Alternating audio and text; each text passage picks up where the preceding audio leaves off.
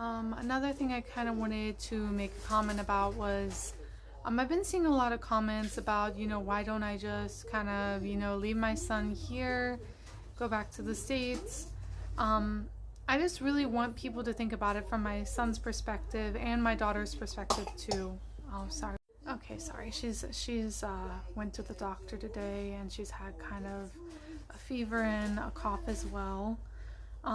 So I kind of want you guys to think of it from both my son and my daughter's perspective. If you were my son and your mother just left you somewhere and just said, "Oh, well, I have two other kids.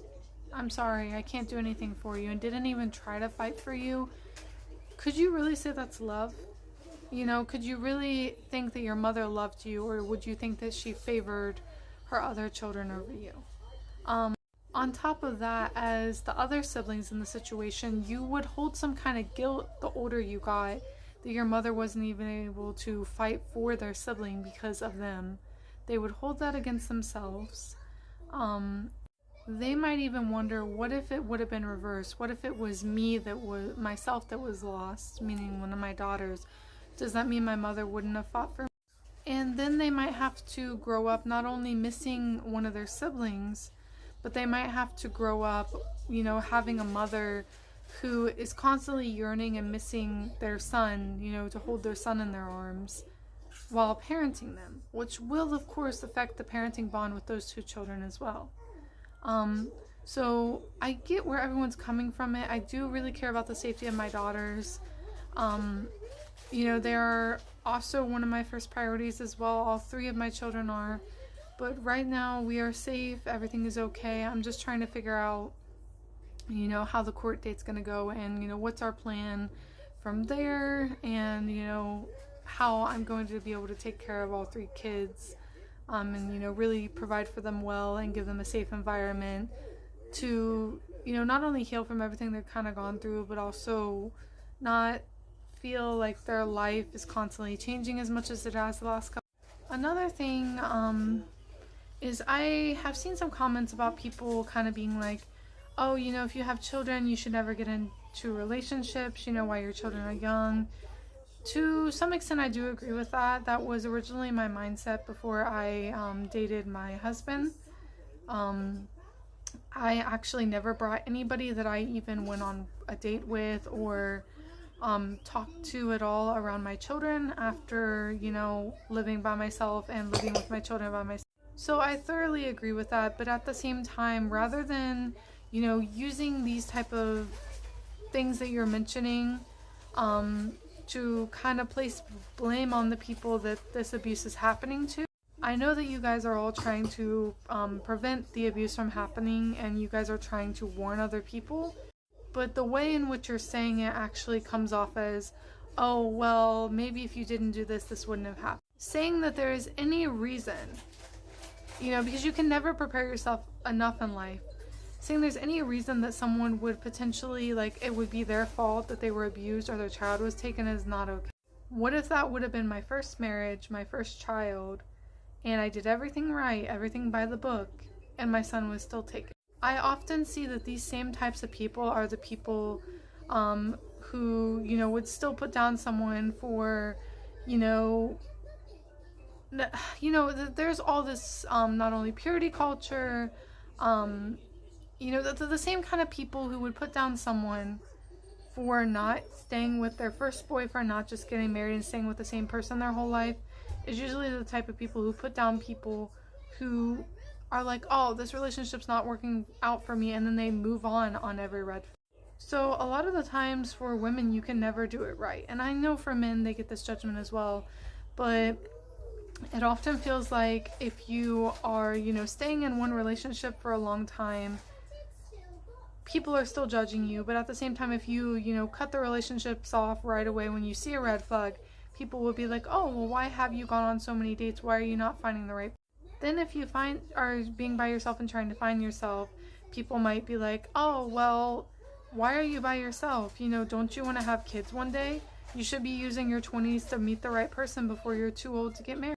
And keep in mind, this is in almost all cultures. Even the US still pretty much has this model for marriage, child rearing, all of that. It's just becoming more subtle because a lot of people are choosing not to get married. So if you were avoiding that, you would usually be called a prude. Yet if you were jumping into marriage, people would be like, oh, who would want to get married and have kids at such a young age? You're giving up, so much of your life. You're not actually trying, to get to know yourself before. So if any abuse happens, that's your stupidity for, getting married. So if you let someone, date you for a couple years, people usually say that you're being dragged along and it's your fault when you get broken up, 5 years into the marriage because you let them lead you.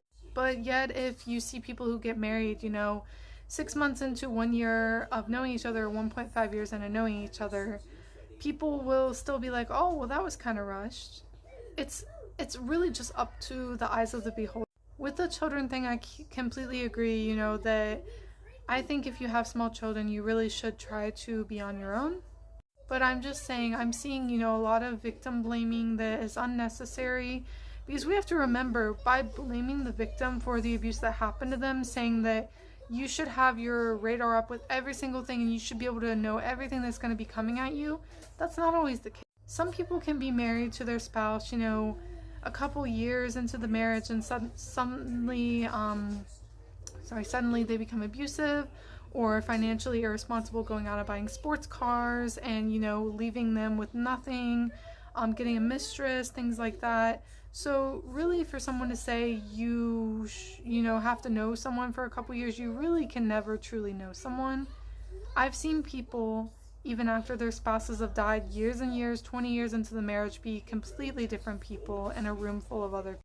So rather than victim blaming, I really think that we should go to the source of the problem, which is people abusing other people. Because victim blaming just allows the abusers to keep doing it, because you're placing the responsibility to not be abused on the actual victim rather than the responsibility to be on the abuser to not hurt someone. Now ask yourself, if you ran into someone outside, or someone ran into someone outside and they just ran up to them and punched them in the face, for example, would you be like, oh, well, maybe you should have been paying more attention for the red flags so that they wouldn't punch you in the face? No, you would be blaming the abuser for abusing that person. That person would be getting a penalty and a punishment for that. So why are we doing the same thing with people, expecting, human beings who are a totally different human being to know the inside out thoughts of their spouse to a T? I think that's really been ingrained in our culture lately, because all these fake online, read each other mind couples that are influencers online, when really that's not the reality of their relationships. A lot of these couples don't know what's going on their partner's phone. They don't know what their partner's doing after work, per se. They don't know what's mentally going on in their mind. Heck, sometimes you see a partner who you'll be with for years and years and years, and suddenly they'll do something weird and change, or suddenly the spouse dies and they're talking to, like, when they're 50, 60 years old, they're talking to like 18-year-old girls. I'm just saying, you never really know what's going on in another person's head. So to put that on the person being abused and to tell them that they should have known better than to be abused is just wrong. Let's start placing the blame on the actual abusers so that this cycle doesn't continue to happen. And in the end, I'm not saying it's only women that it's happening to, but this is just another example of how women are constantly having to be responsible and, helping avoid the bad habits. And I don't want to say bad habits. We're constantly having to take responsibility for other people's wrongdoings or actions that we didn't even do. It's just culturally ingrained in most cultures that, for example, oh, maybe if you didn't wear that outfit, he wouldn't have assaulted you. Oh, maybe if you knew that he had red flags, he wouldn't have abused you. Maybe you would have avoided it. Why is it always the person being assaulted or abused that has to take responsibility for someone else's complete choices over their own body and how they use it? Absolutely not. If you are going to be saying that, just go say it to yourself. While I fully agree with trying to avoid red flags, let's all just remember, you never truly know the other person. So everybody just try to be kinder to each other, and remember, one day it might happen to you and you might not have saw it coming, and I doubt you're going to like to hear the same.